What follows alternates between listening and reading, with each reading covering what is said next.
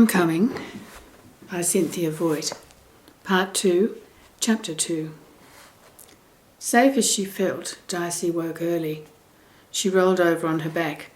The lightening sky arched over her. Behind her, the empty house stood like a protecting wall.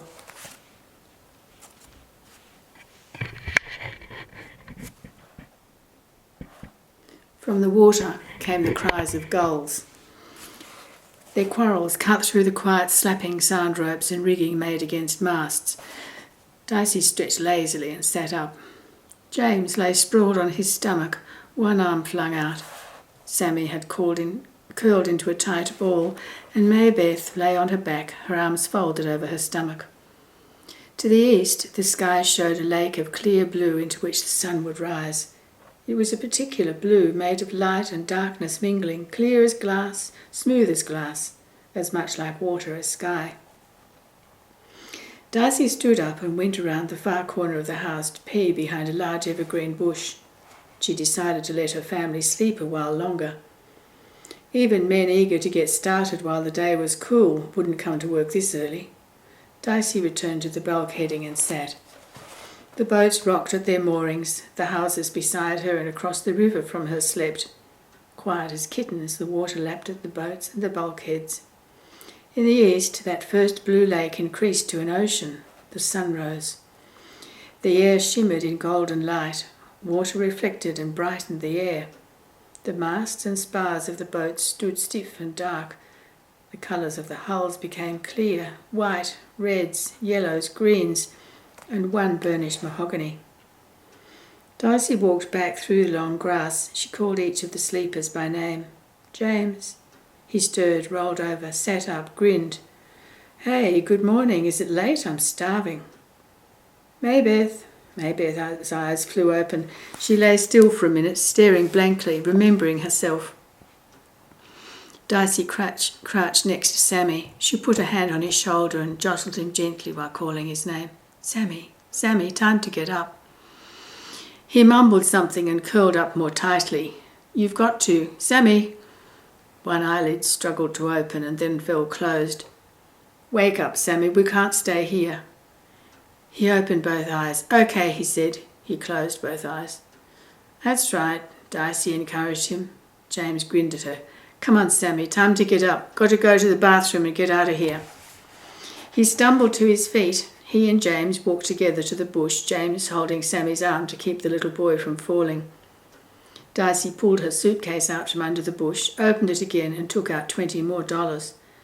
She wondered how much money she had left. She could worry about that later in the day, for now she wanted breakfast and a phone book. They returned to the circle with the church at its centre and to the steep main street. Once again Dicey was surprised to see the backdrop of water that lay at its foot. Something was peculiar about the perspective here, she thought. It looked as if two photographs of two different places had been jammed together. The town looked as though it fell into the water. Her eyes searched eastward across the water. I can see something, she said. She could see a distant looming of land, low and flat. Do you think that's the eastern shore? How should I know? James asked. Can we eat in a restaurant? If one's open. It's pretty early.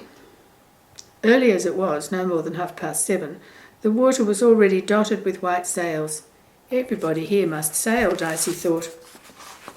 Everybody must have his own boat. Did you ever see so many boats? She asked James as they descended the main street. He paid no attention to her. He was looking for a place to eat. They passed 3 closed restaurants before they found one open. Its single narrow room wasn't air-conditioned, but the cool morning air came in through the open door and was moved around by big ceiling fans. They sat down in a tiny booth. Dicey read the prices before she read the menu. Pancakes, she said.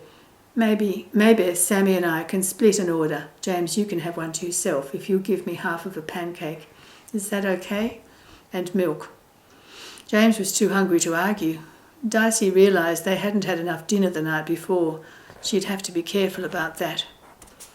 The counter was filled with people drinking coffee and reading papers. The little room hummed with activity as waitresses whisked about taking orders and bringing food.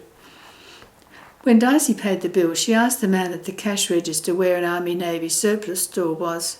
He told her it was out beyond the bus station, and he took the time to be sure she understood his directions, even though there was a line of people behind her waiting to pay. Fast and relaxed, that was what it was like in that restaurant. It was that way out on the street too. The temperature was climbing up and the sky was bleaching yellow with heat. People were entering the little stores that lined the streets or standing in groups before the doors of the several banks. The working day was about to begin. But almost all of these people turned before they entered to look down the hill to the water and boats, and then up the hill to the church within its ring of trees, as if they could take their own sweet time going into work. Some of them smiled at the Tillermans, some of them wished them good morning. At the Army-Navy store, Darcy studied the shelves of goods before she made her purchases. It was like a library in there, tall stacks of rods, shirts, hats, pants, shoes and jackets, and tennis rackets and inflatable rafts lining the narrow aisles. Darcy picked out a 1-quart aluminium saucepan, 4 ponchos in children's sizes, a packet of hooks, and the smallest, lightest reel of fishing line she could find. After some thought, she chose a red canvas book bag and went to the front of the store. The jackknife she picked out of a glass-fronted case was the most expensive thing she bought. It had 2 blades, one large and one small, a gadget to open cans with, a little screwdriver and a file. The bill came to $17 altogether, $17.24 to be exact. Darcy sighed, but paid. She asked the salesman to put everything into the canvas bag except the jackknife. She slipped the knife into her pocket. It felt heavy and good there. Outside again, Darcy waited until they were out of sight of the store. Then she transferred everything from the suitcase to the canvas bag. She gave James the empty suitcase to carry and hung the bag over her shoulder, holding it by the rope that pulled its neck closed. It was much easier to carry than the suitcase in the first place. Darcy went into the small bus station and set her empty suitcase down by the door. She went out to rejoin her family. She was entirely pleased with herself. "Now what?" she asked them. "What do you mean?" James asked. "What do you want to do now?" Darcy asked. "Get going," Sammy said.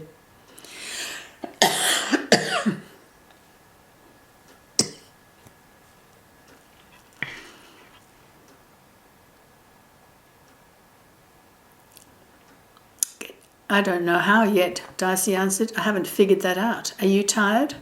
None of them was tired. "Let's wander then, okay? I think better while I'm moving." They walked the morning away. They stayed away from the hospital and their sleeping place and stuck to the historic section on the map.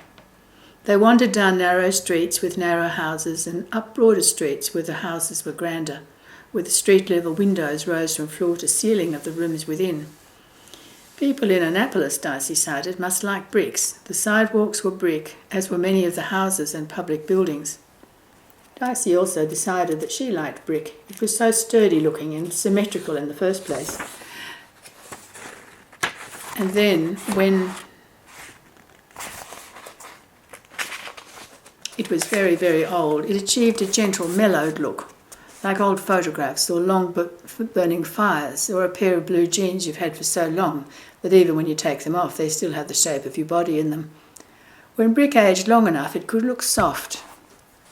They spent some time on the college lawn watching other people wander about, and they spent some time on the main street walking down to the foot where the crowds were just as thick as they'd been the night before. At a stall in an open market, Darcy bought little sandwiches made of flat sausages in biscuits. Nobody stared at them. There were lots of kids messing about, and almost everybody, adults and children alike, wore jeans and shirts. Not full, but no longer hungry, the Tillermans sat by the water and stared. Lots of bare feet and long hair like Provincetown, but also lots of gold watches and big diamonds in rings. Boys and girls together, men and women with arms around each other's waists. "Too much lovey-dovey stuff," Sammy announced. Darcy noticed something else. Most of the young women wore no bras. Their breasts went jiggle-jiggle as they walked. Finally, she could hold her tongue no longer. "James, the girls aren't wearing bras." He turned red. I noticed. You see how they all go jiggle, jiggle? No, look. See the one with the long red hair, the pretty one with eye makeup? Jiggle, jiggle, jiggle. See what I mean? James giggled helplessly. Dicey joined in. Then she noticed a bridge down the river leading over to another part of the city. From where they sat, it seemed that this other part was given over entirely to boatyards and docks. Let's go over there, she pointed. Let's go and look at some boats. Do you think the jiggling hurts? James asked her. I'd think it would. How would I know, James? I don't have bosoms. Yeah, but you will. I'll tell you about it if I do, Dicey said. Do you want to go look at the boatyards? Could we row it? James asked her. His brain, Dicey thought, must work twice as fast as hers. It had taken her all that time sitting there to think of the possibilities of a boatyard. I don't know, she said. First let's see what's there. It might be 20 miles across. I'll check the map later.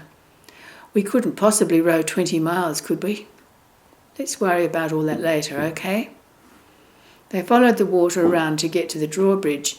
Everywhere in Annapolis, fingers of water would appear at the ends of streets or around corners unexpectedly. Back in Provincetown, there was a belt of sandy beaches all around the town, except for the harbour side, where houses were built out over the water. Here the town crowded down onto the water, trying to get as close to it as possible, all the time, at every opportunity. They threaded their way through crowds of tourists. They passed countless cars with licence plates from many states, locked and empty. The drawbridge humped over the water. The air around it was a little cooler, so they stood for a while, leaning against the railing, looking down at the busy harbour. There were no working boats, just pleasure craft. The boatyards hummed with labouring. Some boats were up on racks, and men and women worked over the hulls, sanding, scraping, painting. One hull hung from a huge crane, ready to be returned to the water. Most of the boats were moored at docks that stretched out into the water. Many had people sitting on them, eating, reading. Others were empty, their sails furled, their hatch covers locked. The only rowboats the children saw were locked onto storage racks or tied on top of the cabins of the boats they belonged with. Nobody stopped the children or asked them any questions. Many people seemed to be wandering like them, just looking at the activity. More were at work on their boats, polishing brass, sitting on deck, splicing ropes, hosing down the sails. Dicey led her family out to the end of one dock. The bag over her shoulder had grown heavy, so she put it down. They all sat staring out across the water. The afternoon sun reflected off the water onto their faces and arms and legs. Next to them, 2 boys were scrubbing down the deck of a sailboat. They wore only bathing suits. Their bodies were tanned and their hair was bleached by the sunlight. They looked as if they spent all summer outdoors in bathing suits on boats. One of them, the heavier one, whose stomach had ripples of fat on it, jumped lightly onto the dock to pick up a hose that was coiled there. Dicey watched him lazily. He turned on the water, then leaped back onto the deck and rinsed off the suds their brushes had left. Dicey knew what he would do before he did it. It was inevitable. It was what anybody would do with a hose in his hand and a friend who wasn't looking. He picked up the head of the hose, put his thumb over it and sprayed his friend. The friend charged him, his hands up before his face. The heavy boy stood and sprayed him, holding him off at arm's length. The friend looked younger because he was so much lighter and smaller. He spluttered and turned under the shaft of water, but he didn't stop trying to get it. Then he stamped on the heavy boy's foot and grabbed the nozzle during that moment of distraction. They wrestled for the hose, spraying one another, shooting the water over onto the dock, laughing and cursing each other. Neither of them could take the hose away from the other. Great heavy arcs of water shot out from the boat, spraying everywhere. "Hey," Dicey yelled, "look out!" The 2 wet faces turned to her. The heavier boy spoke immediately. "I didn't see you," he said. "You really wet?" "You could say so," Dicey said, wiping her hair off her face, "but it's a hot day and the water's cool." "That's true," he said, "but still, come on up and dry off. Jerry, doesn't your dad keep towels on board?" The slimmer boy swung down out of sight. He reappeared with 2 large towels. "It's okay if you want to come on board. It's my dad's boat." James looked at Dicey. Sammy was already standing by the bow. "Why not?" Dicey said. The boys pulled on the bow mooring line until the boat was only 2 feet off the dock. Can you jump? Dicey could and did. She reached out a hand and helped Maybeth over. James swung over on the hand of the heavy boy. Sammy refused help. He stumbled as his feet hit the deck and fell on his face. Jerry leaned a worried face over him, but Sammy came up smiling. I said I could do it, he said proudly. My name's Jerry, the slim boy said, and this is Tom. Dicey introduced her family. They were given a tour of the boat, above and below decks. It was small, only 32 feet, but it had everything possible on board, and everything tucked away into its own place. There was even a shower in the head, and the walls and floor of the tiny space sloped down, following the curve of the hull to a central drain. You could live on a boat, Dicey said. Lots of people do just that, especially in summer, Tom said. I've tried to talk Dad into letting me live on her, Jerry said. He just says I should be grateful he lets me have a key to her. Grateful, he grinned at Tom. I'd do enough work for him. Let's take some cokes up with us, Tom suggested. They were in the cabin at the end of their tour.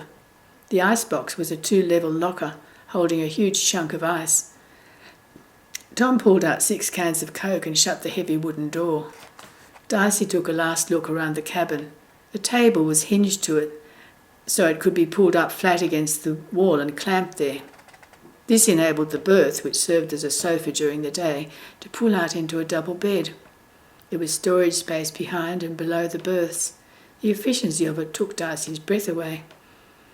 After they'd seated themselves around the cockpit, back in the blazing sunlight, Dicey asked, Do you work on this boat? Yeah, we're free labour right now. Next year, when we're 16, he'll have to pay us. Or we can get work at one of the yards. I know a lot of people, Jerry said. Can you take the boat out sailing whenever you want, she asked.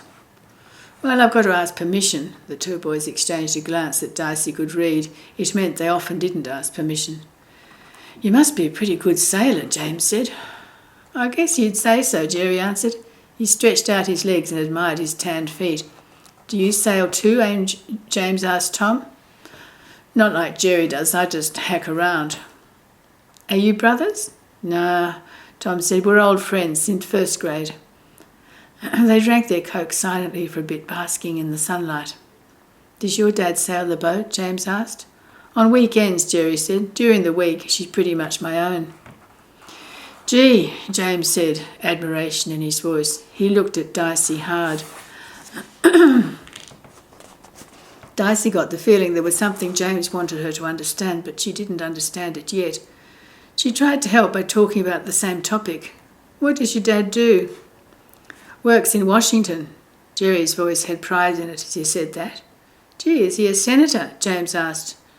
Not so important, Jerry said, just a representative. You know what they are? House of Representatives, James said quickly. Yep, he's the representative from Ohio, 3rd District. It's his first term. Gee, James said again. He looked significantly at Dicey again. She didn't pay any attention because she had sensed it was a lie. She was busy wondering why this boy would lie about his father's job and why his friend would go along with it without saying anything. We live over here because my mum doesn't want to get all caught up in political circles. She says it's no good for kids. She's a regular Hawkeye, my mum. She only wants to keep her baby boy as long as she can, Tom remarked. Jerry flushed and bit his lip. At least she cares about her kids. Tom laughed. You can't get me that way, old friend. My parents care about me, but I've made my Declaration of Independence, and they were smart enough to accept that. I've got my freedom. And I don't? Not yet, old buddy. When you're ready, when you want it bad enough, you'll have the nerve to fight for it. But what the hell, it's summer. Nothing's worth worrying about in the summer, is it? Sammy had lost interest in the conversation and was lying on his stomach on the deck, trying to dabble his hand in the water. Do you ever go to the eastern shore? James asked Jerry. At last, Dicey understood what James was driving at. She nodded her head at him briskly. He raised an eyebrow at her as if to say, well, it's about time. Go there? Jerry asked. I've spent almost as much time there as over here. When you sail the Chesapeake, you learn all about the eastern shore. Why? "We got to go over tomorrow," James said. "Yeah? Where?" "Easton," Darcy said quickly. "We're visiting an aunt for a couple of weeks. Our parents sent us down from Wilmington to get fresh air," she said, trying to sound disgusted. "What are you doing in Annapolis?" Tom asked. "There's this old lady my dad knows from when he was a kid and his father was in the Navy," Darcy said. "She always says she's dying to see us, I guess because she never had any children of her own. We're spending the night with her first, but she sleeps all the time. She told us to go run around while she slept. She's awfully old." "I don't know," Darcy said. "I think she'd rather just invite us and not have us come. But Mum says she really enjoys our visits, as long as we don't hang around the house too much." "Where is this?" "Over on Prince George Street. You know where that is?" Everything in her house can't be touched. It's hard on Sammy. The boys seemed to believe this. "So you're making the great trip to the Eastern Shore tomorrow," Tom said. "On a bus," Darcy said. "It's crazy. My aunt and her kids aren't even going to be there until dinner because she works and they go to some camp. I told our parents we should wait until tomorrow and take a late bus to Easton, but they said, you know how parents are." "Man, do I know," Jerry said. "It's too bad you can't sail over," Tom said to Darcy. "Sure beats the bus," Jerry agreed. They didn't sound like they were offering, so Darcy played it low. "Yeah, but it's a short trip. We'll survive." "Yeah, it's too bad," Tom said to her. "We'd offer to sail you over, see, but Jerry would have to ask permission and—" Darcy nodded as if she understood. Well, she did. She understood what he was up to. Jerry studied his feet. Darcy stood up. "We've got to get back now. Thanks for the cokes." "Wait a minute," Jerry said. "Would you really like to sail over?" he asked. He was looking at Tom, not at them, as he spoke. "Gee, yes," James said. "We could get back by dark, you know," Jerry said to Tom. Tom just smiled. "I'll tell my mum I'm having dinner at your house. Do you think we could get over and back?" Tom looked doubtful. "I'd like to try it, wouldn't you?" Jerry insisted. "Oh, I'd like it. You know that. I'm always game for something out of the ordinary, but I don't have to be home by dark. I don't have the mother who has to know where I am every minute of the day." "Cut it out, okay? Lay off that stuff. I mean, what can they do to me after all? Lock me in the attic? Beat me with wet noodles? Send me away to school?" Tom shrugged. "Gee, I don't want to get you into trouble," James said. "Trouble," Jerry said, as if there was no trouble he couldn't handle. "Let me worry about that. I'm game for the day's hard sailing. Think you can do it?" he challenged Tom. "Anything you can do, I can do," Tom answered. "We'll see," Jerry said. "You kids get back here early tomorrow, 8 o'clock. Can you be here that early?" "I think so," Darcy said. "I think there's a 7 o'clock bus we could say we were taking. I'm sure it'd be fun to sail over."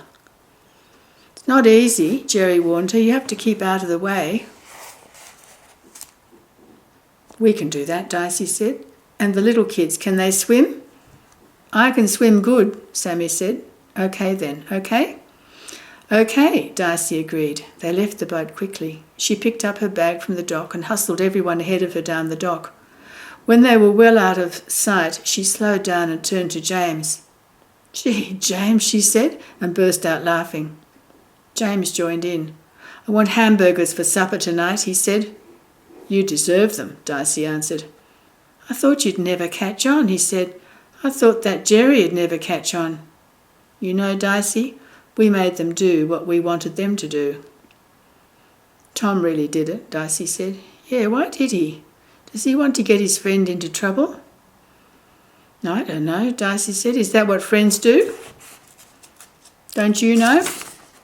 "No, I never had a friend like that, a best friend from first grade. We never had many friends, did we?" "I guess not." James thought about that. "None of us did. Maybe Tillermans don't."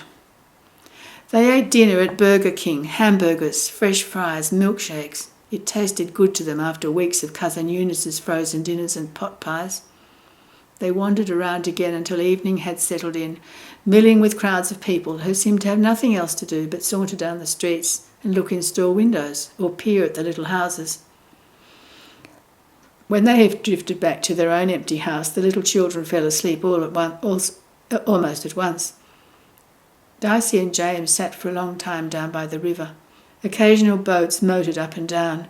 Voices floated across the water. The air was humid and hot. Altogether, Darcy felt satisfied. "What do you know about our grandmother?" James asked her.